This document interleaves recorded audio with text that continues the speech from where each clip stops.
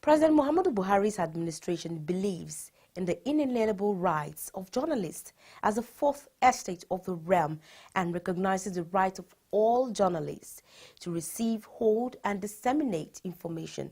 This was the position of the Senior Special Assistant to the President on SDGs, Princess Adejoke Orilukpe Adefulire, when she spoke at an interfaith conference organized to commemorate the 2018 edition of the International Day to End Impunity for Crimes Against Journalists.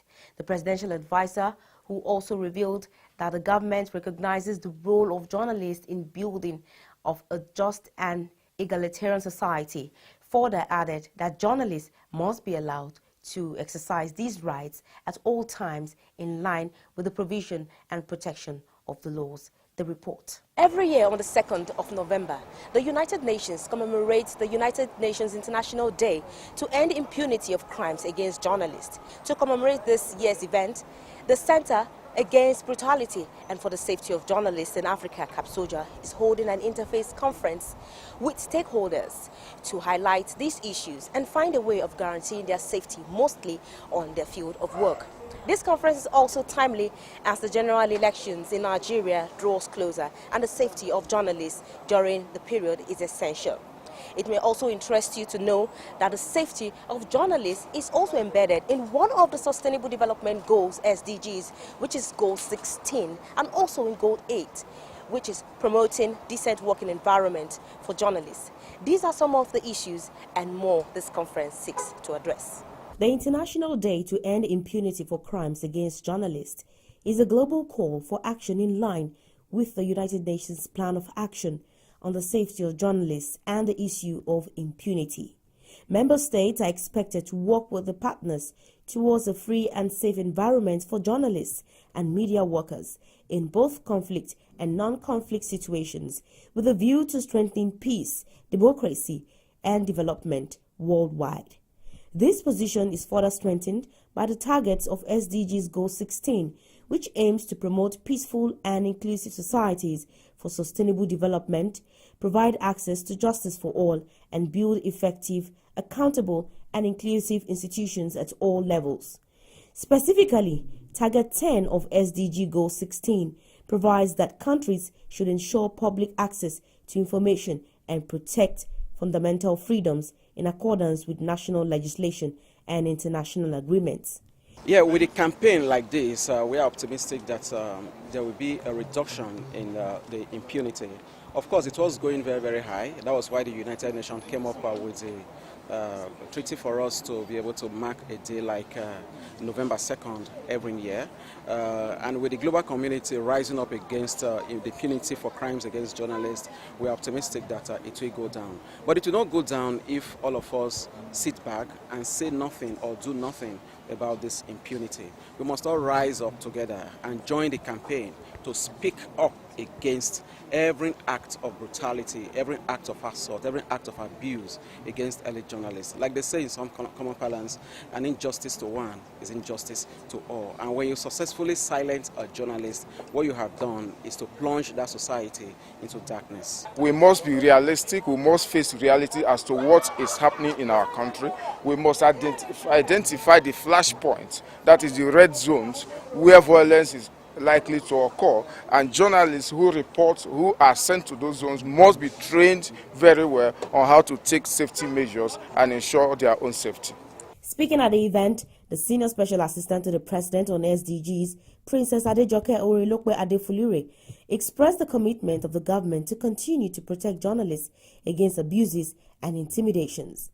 Princess Orilukpe Adefulire, who described the media as a penetrative light and one of the key pillars upon which open governance is built, maintained that the need to enthrone a strong partnership with the media cannot be overemphasized in the quest by the Buhari administration to rid the country of systematic corruption, as well as enthrone open, accountable, and transparent governance. Target 10 of SDG Goal 16 provides that countries should ensure public access to information and to protect fundamental freedoms in accordance with national legislation and international agreements. Our President Muhammadu Buhari administration believes in the inalienable right of journalists as the fourth estate of the realm. The 1999 Constitution also recognizes the rights of all journalists to receive, to hold, to disseminate information, and they must be allowed to exercise this right at all times in line with the provision and protection of the laws.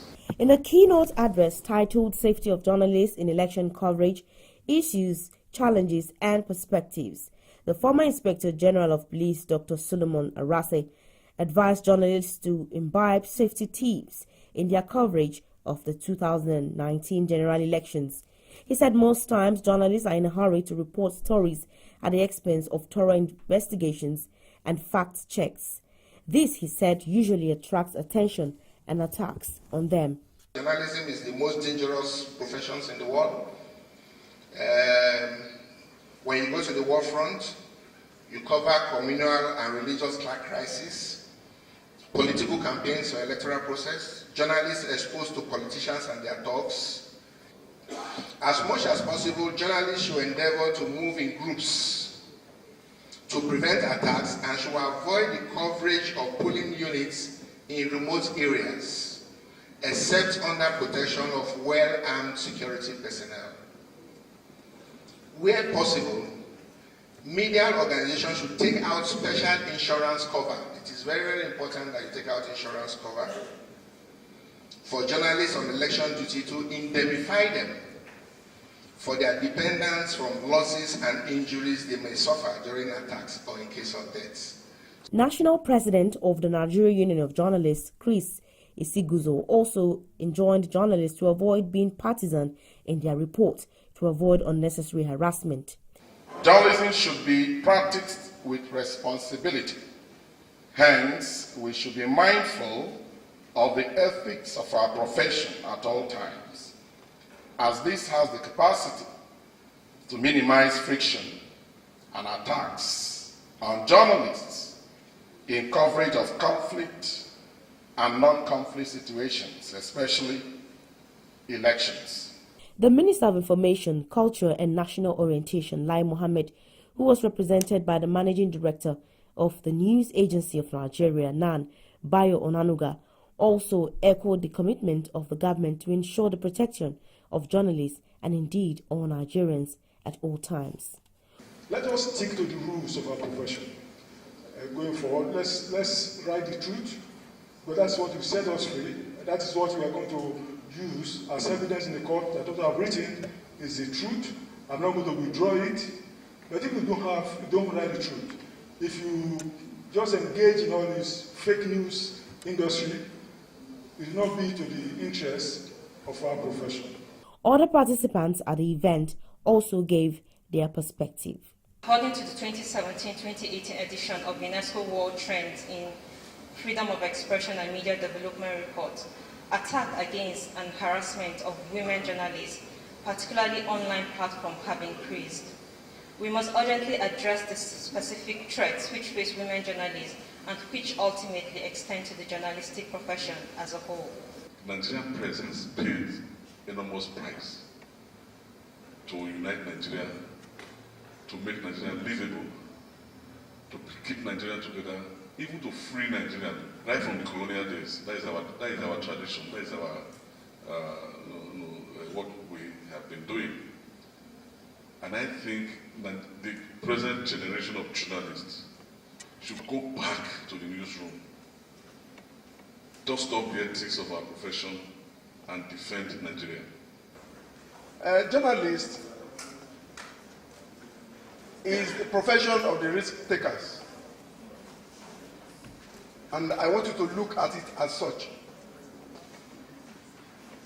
I need to let you know that the attack continues.